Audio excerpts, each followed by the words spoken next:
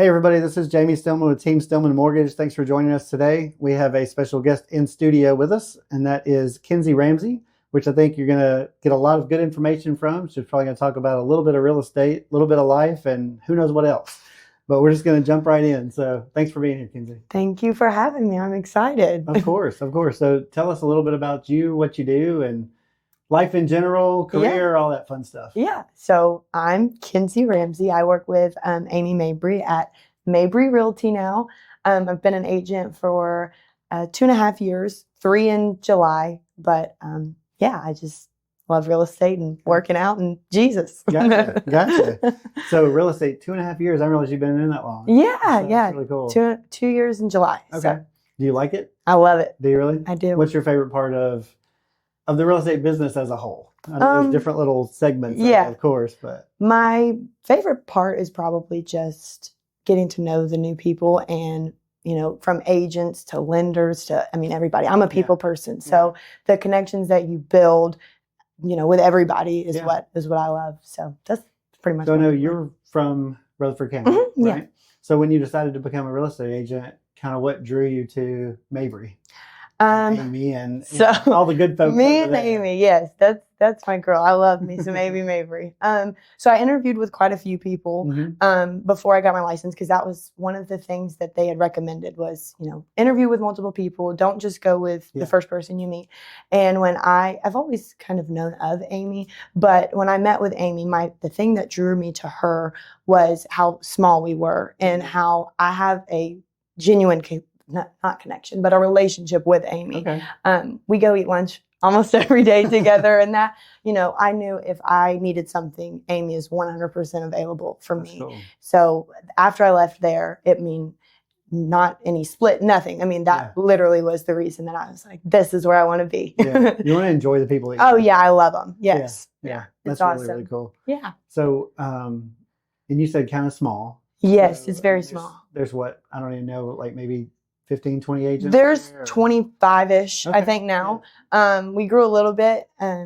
Once, I think it was Parks that closed over. She had a couple agents come over there. And so we expanded a little bit, but still, I could tell you every agent and their phone number. There. Yes, I love it. We have places in Rutherford County where there's like 450 people hanging out. Yes, Like you don't know any of those. No. And I remember I went to one of the CE classes and I was talking to somebody there and they said that they had never even met their actual principal broker. Wow. And I was like, do what? I go eat lunch with mine every day. You can pick up the phone and talk to her about whatever. I have the slightest question and I'm like, hold on, I got to call Amy.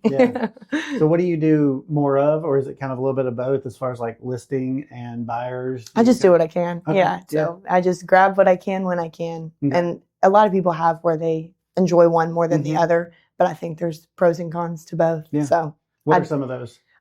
So like with pros, you kind of you have listings that will sit a little bit and you're like, is this ever going to sell? Yeah. What do I have to do to sell? Yes. What do I have to do to sell it? You start to try to get creative and you feel like you're out of options sometimes. And then, also a listing, you can have somebody that comes in day of and you're the superhero because you sold the house in 24 hours. And then with buyers, you have people that want to buy and then all of a sudden, you show them houses 3 months at a time and they're like, we don't want to buy anymore. Or those lenders tell them no. Yeah. They're like, those lenders, you got to watch out for them. Or they do get a contract. They're like, we bought a car. I'm like, just kidding. You're not getting a house anymore. Educating home buyers is the tough part, kind of like telling them how the whole process works. Everybody wants to buy a home, but then you've got to go through the pre-approval process. Get that. Then you got to start looking at homes. Yes. Then you got to figure out, like, on this wish list, what do I really want? What is like, okay, if I get 80% of it, I'm happy. Like, can we find a house that has this but doesn't have that? Or what's the like, I have to have this or I'm not moving. Exactly. Kind of thing.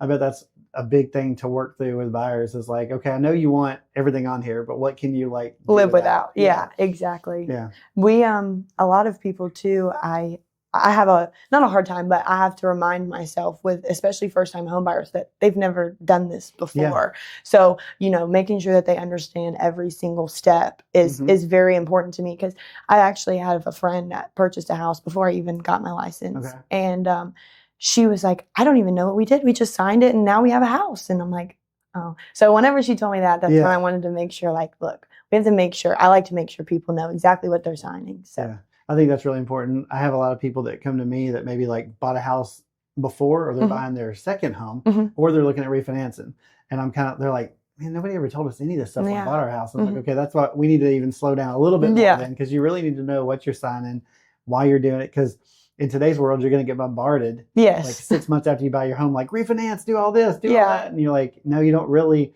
Most people don't have, double the equity in the house. Exactly. They just bought the home. Yeah. But they're going to get hit with all kinds of emails, texts, like you need to do this, you need to do that, send us money for this, send us money for that. So like explaining all that stuff on the front end is like a really, really big deal. And half the time they get spam stuff in the mail. They're like, I didn't know I had to do this. I was like, just throw it away. Yeah. Just throw it away. But so y'all do a lot of new construction, right? Yes. Too? Yes, we do. So what do y'all have out there right now that's kind of like, in Rutherford County and surrounding? Yeah. So right now in Christiana, we have Smotherman Estates, which we have, I think there's 107, around 100 to 110 lots that are available out there.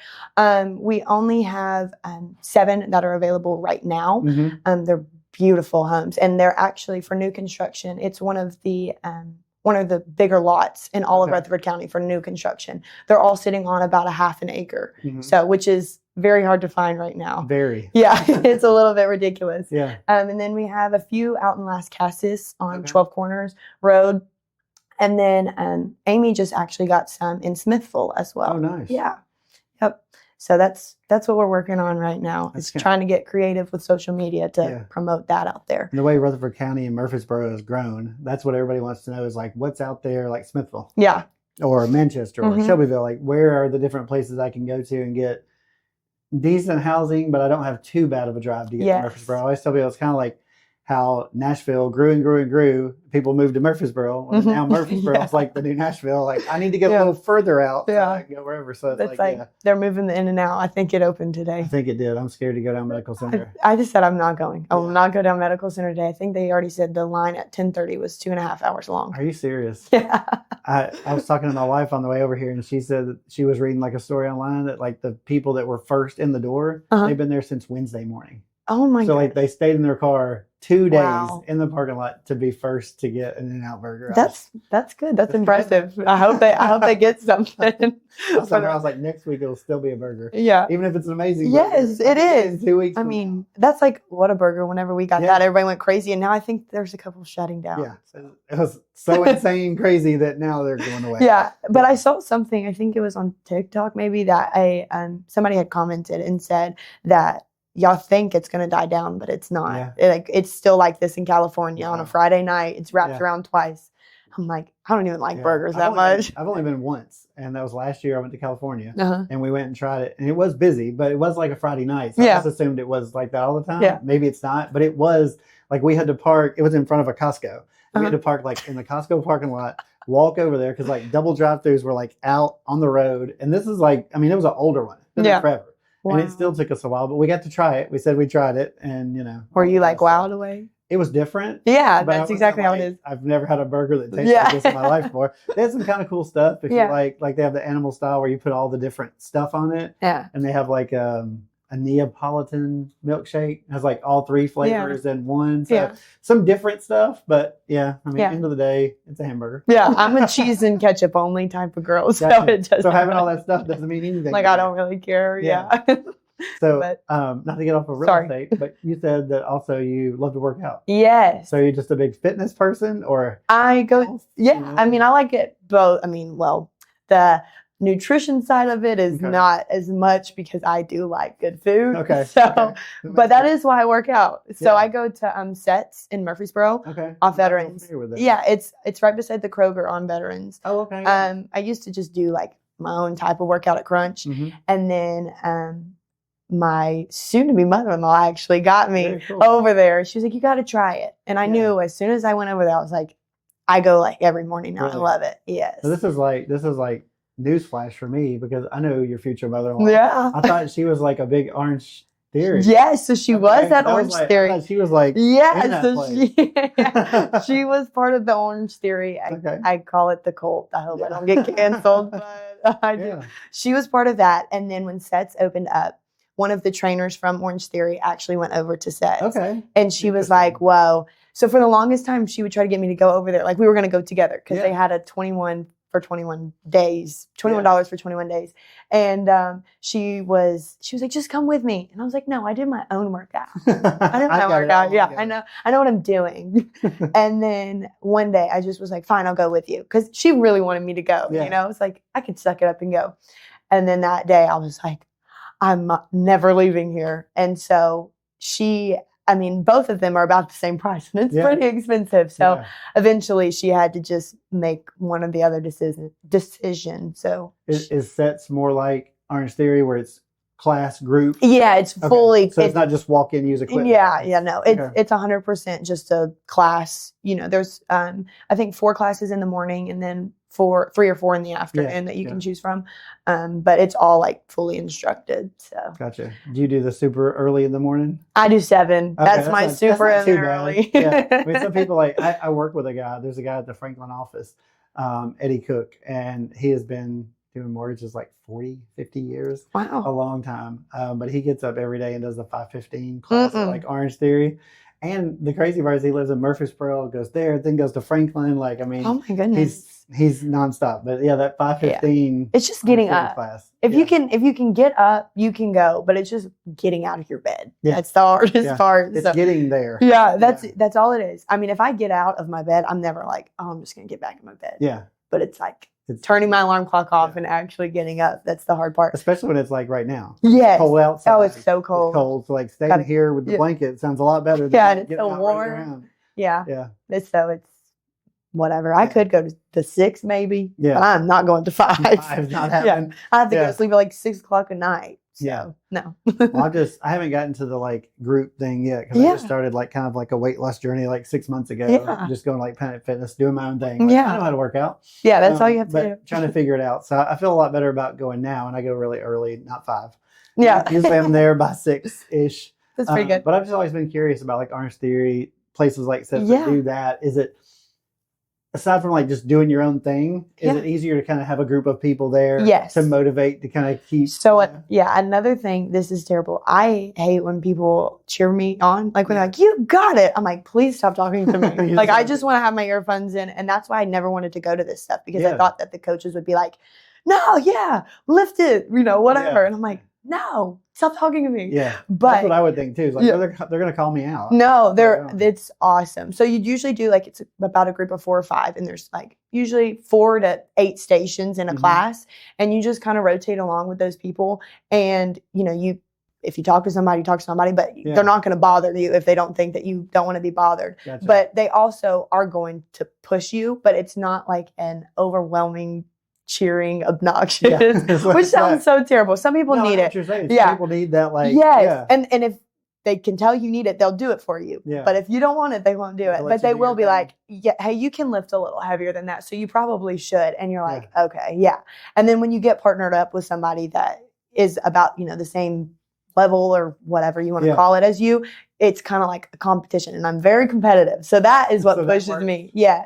That's what makes me get better. So that's why I like it, because I actually have a push. I can see where that might be good, because I'm, what I do for a living, I'm crazy competitive. Yes. Yeah. I'm married to somebody who's like, it's just a game. It's just a whatever. I'm like, no, nothing's just a game. Nothing's just, there's always a competition in my head. Yeah. Maybe I'm not telling everybody about it, but that's just how I'm built. That's good that you guys have a good, me and Carter are both very competitive. So everything is a game. Yeah. And if one person went, like we went bowling last night for his work Christmas party, and I did beat him in bowling, and he cleared the screen really quick, so I couldn't take a picture, but it happens very, very slim. But when I do, I make sure that he knows that I beat him. That's really cool. So, I mean, you said something about future mother-in-law. Yes. So how long have you been engaged? Tell us a little bit about Carter and what your plans are and all that good stuff. Yeah, so I've been together with Carter for 4 years. Okay. We got engaged in September. Nice. And our wedding is October 10th of next year. Very cool. Already started planning? Yes. Okay. I was the type that was like, I don't need to do any of that now. Yeah. No.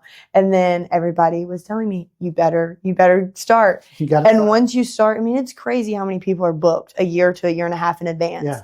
The hardest part was finding a date in a venue that had a date. Before you even start doing the other stuff. Yes, because that's what you have to do. Once you lock in a date, everything else kind of comes along. You just make sure that people have that date available. Yeah.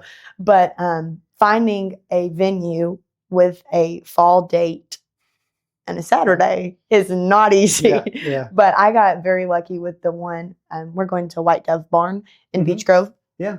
And I loved it. I've actually been there. Yeah. It was a great place. Yes. It was very laid back and pretty and all the things. I loved it. Yeah. So whenever we went back to actually look for dates, I was like, man, I hope they have a Saturday. And they had one Saturday left in October. And I was like, cha-ching. So no crazy significance because you said October 10th, right? So it's like 10/10. No, it just worked. Okay. Yeah, and that was nothing. I was like, I love it. Yeah. We couldn't do the third Saturday in October because that's the Tennessee-Alabama game every week here. So my family is very big Tennessee fans. So they're not coming, right? They would not be there. You'll be at your wedding. Yeah. Where's everybody at? Yeah, but Carter is a Vanderbilt fan, so he doesn't care. I love Carter. Yeah. Even more now. Yeah.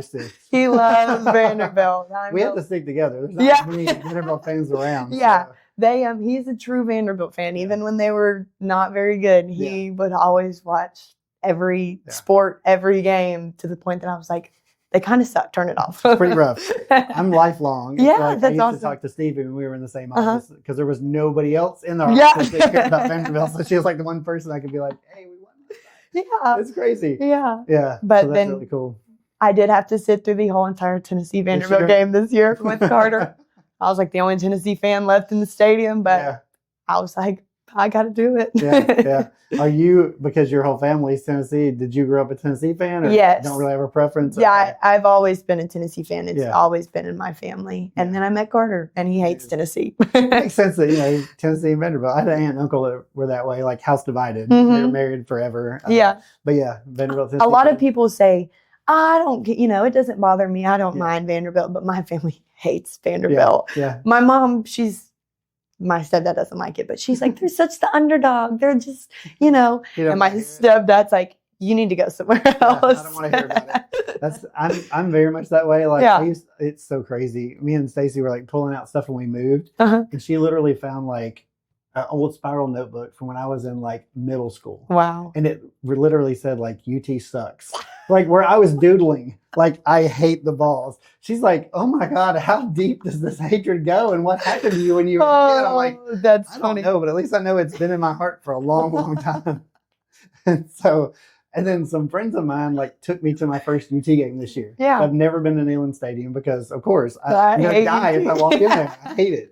I hate everybody there. Yeah. But we went to the game and it was fun. It was cool because, Vanderbilt only holds like 40,000 people. I know. So to go to a UT game where there's 110,000 people there, it was an experience. It's crazy. And I went when they were playing like UAB or something. Oh, wow. So it was a fun day for Tennessee fans everywhere. They won like, 40-0 or something. So it was fun. We had a great time. All that kind of good stuff. So I finally went. But forever, I was like, and my son, my youngest son that just got engaged, he's like still that way. I guess I raised him. He's just like, I can't believe you went to that stadium. I'm like, nothing happened. I just walked. I didn't wear a Vanderbilt shirt. Yeah. Because they were playing Vandy that day. But it was, that's so funny. Most Tennessee fans are like, Vanderbilt's fine as long as when they're playing us, they lose. Yeah. But some people are like your stepdad's probably like, I want them to lose every game. I hate them. He hates them in Alabama. They're equal. Really? He is like. That's some deep hate because Vol fans hate Bama. Yeah. I mean, he really hates both. When they played each other, when it was the Vandy Alabama game, he was like, I wish there was a way for both of them to lose. And I was like, great. I just don't like it. I doesn't like either one. I'm like,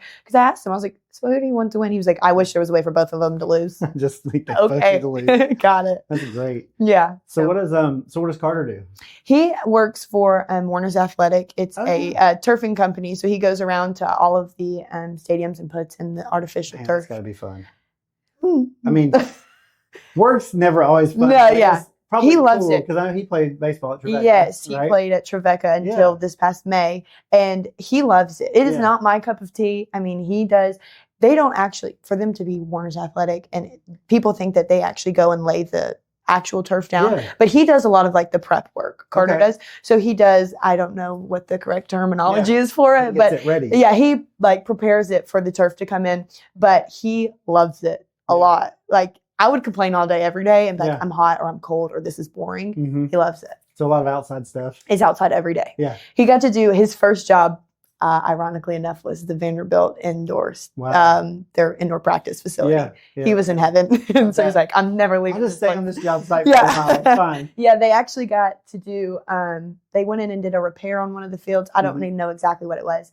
And some of the Vanderbilt staff actually gave him and his uncle 2 on-field tickets to the Auburn and the Kentucky game. Nice. So he got to be on the field Yeah. for 2 games, and then he had to come with me to Neyland Stadium where we were like up a little high, and he was like, I can't see. Yeah. That was the only lucky thing I had about going to Neyland is the people that invited me were alumni, and they had tickets that were like, wow. like, yeah. I don't know, like 15, 20 rows up in the end zone. So they were like crazy great seats. Yeah. Because I was looking up there and I'm like, oh my God, that's a long way up. I It can't is. imagine what the view is from up there. And it's crazy because it's still a decent view, even if at the very That's top. what they said. But you literally are like sitting, leaning. leaning. It's kind of scary. I'm not a heights person, so I don't like it up You're there. on up there. But it is for sure. But I told Carter, I was like, I'm sorry, because when Vanderbilt was like not very good, the tickets were like $15, to get in. and now they're expensive. And I'm like, welcome to a Tennessee fan. The week that Vanderbilt was playing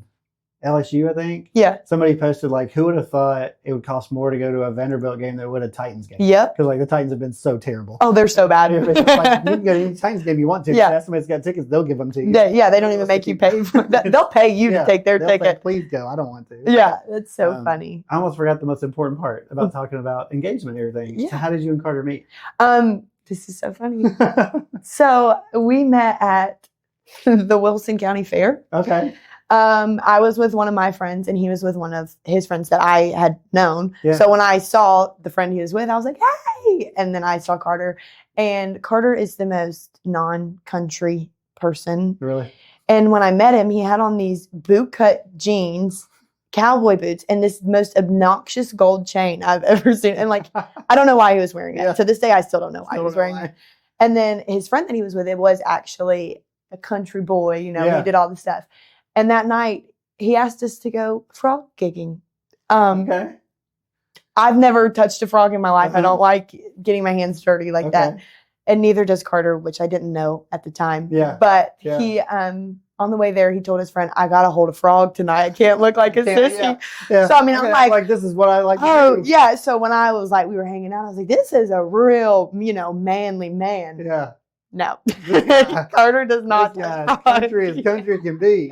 He's not. No. So that's great. how we met. And then we've never been to frog gigging ever Yeah. again. Yeah. That was just for the story. That's awesome. Yeah. That's awesome. That's so funny. Yeah. Well, next October will be here soon. So Yes. I'm sure it'll be great. It's quick. Yeah. It's already 3 months past, I think. And I've actually had the pleasure of obviously know your in-laws. Yes. And some of your parents. Yeah. So you're in a good place. Yes. It's all about you now. Yeah. It's all about family. Yeah. That's really, really cool. Yeah. I like it. So what does the future look like for you in real estate? Just kind of, grinding out? Do you like being kind of a solo agent? I don't know if y'all do teams and stuff like that, but kind of like what do you see real estate kind of doing? A long-term career and that kind of stuff? Yes, 100%. I pray that it continues to just be how it is now. I've gotten very lucky and I'm very grateful for everything that's happened. But right now I'm a solo agent, but if somebody needs help here and there, we'll partner up and we'll do what we can. But you'll probably do a lot of that in your office. Yeah. You probably help each other. 100%. And it's like, hey, so-and-so has a full-time job. We co-list together. Yeah. So it just makes it where, that's another benefit of having a small office is that we can do that. But I do think that I'll just continue to be a solo agent with my Amy Mabry. Yeah. And hopefully things keep going the way they're going for her office because it's been a really good change for all of us. Awesome. And I'm going to keep making my funny TikToks. That's really better. Yeah. I almost forgot it too. You said lucky and blessed a little bit, but a lot of it's hard work. You got a pretty big award this year. Yes. So I think Realtor of the Year. Rookie of the year. Yes. Okay. That's a pretty huge award. It was awesome. Yeah. I was surprised, but I did. And I was very excited. That's awesome. That's really, really cool. Y'all have a great office. Oh, I love it. Everybody knows Amy. Yes. I've known Amy forever. I love her. She's awesome. Yes. And y'all's office is phenomenal. Great in the community. Yes. Great for everything. So continued success for sure. Yes. Absolutely. I tell everybody all the time, I'm like, I'm going to be Amy Mabry when I grow up. Yeah. Or I have, she'd kill me if I said this, but if I sell a house, I'll say, I had my Mabry magic today. That's great. She doesn't use that term? No, she's like, really? Like, I have my Mabry magic. That's great. That's awesome. But she's awesome. Yeah. She just is a good, genuine person who knows her stuff. Yeah. That's what I love about her. She's great. Well, before we go, tell everybody if they do want to know anything about real estate, buying, selling, or just have questions, how would they reach you?